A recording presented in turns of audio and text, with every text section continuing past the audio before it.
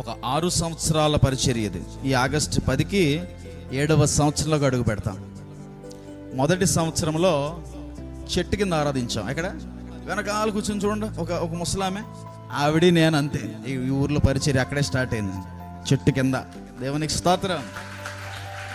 మొట్టమొదటి సంవత్సరం చెట్టు కింద, 2వ సంవత్సరము ఒక చిన్న పరదా కిందకి వెళ్ళిపోయాం.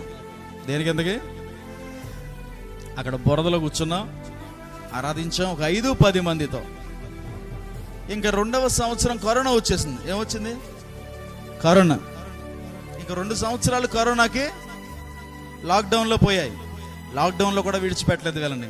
రహస్యంగా అటు తిరిగి పోలీసులను తప్పించుకుంటూ వచ్చి అప్పుడు దొరుకుతారని చక్కగా వాక్యం చెప్పి సువార్త ప్రకటించాను. అలా 2-3 సంవత్సరాలు అయిపోయినాయి. 4వ సంవత్సరం మళ్ళీ ఒక టెంట్లోకి, ఒక కొంచెం స్ట్రాంగెస్ట్ టెంట్లోకి వచ్చాం. దాన్ని 2 సార్లు నరికేశారు. ఏం చేశారు? 2 సార్లు నరికేశారు. నాకు ఫోన్లు చేసి నన్ను నరికేస్తామన్నారు. ఇవన్నీ మీకు తెలిసిన సంగతులే. చాలా మాటలు పడ్డాం, అవమానాలు పడ్డాం, నిందలు పడ్డాం, మానసికంగా చాలా అవమానానికి, క్షోభకి గురయ్యాం. నేను, నా భార్య ఇద్దరము కూడా. ఒకనొక రాత్రి వెళ్తున్న పరిస్థితులను బట్టి, మరి ఆర్థికంగా నేను ఎప్పుడూ ఆలోచించిన వ్యక్తిని కాదు. ఎప్పటికీ 7 సంవత్సరాల ఈ పరిచర్యలో మీకు తెలుసు, ఏ రోజు కానుక పట్టలేదు, ఏ రోజు కానుకలు అడగలేదు. దేవునికి స్తోత్రం. అడగడం మాత్రమే కాదు, మీటింగ్స్ పెడుతున్నామని చెప్పి ఎవరింటికి ఇన్వైట్ చేసి వారి యొక్క కానుకలను ఎక్స్పెక్ట్ చేయడం కూడా జరగదు. దేవునికి స్తోత్రం. ఎందుకంటే నేను నమ్మేది ఏంటంటే, ఏలియాకి దేవుడు కాకులతో పంపిస్తే నేను నమ్ముకుంటుంది ఎవరి దేవుడిని? హల్లెలూయా.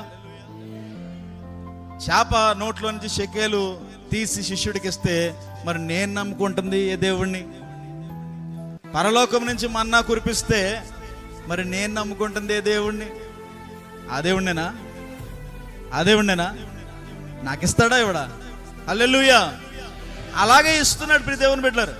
ఒకానొక సమయంలో రాత్రిపూట నా భార్యను చూసి చాలా దుఃఖం వచ్చి నేను ఏడుస్తున్నాను.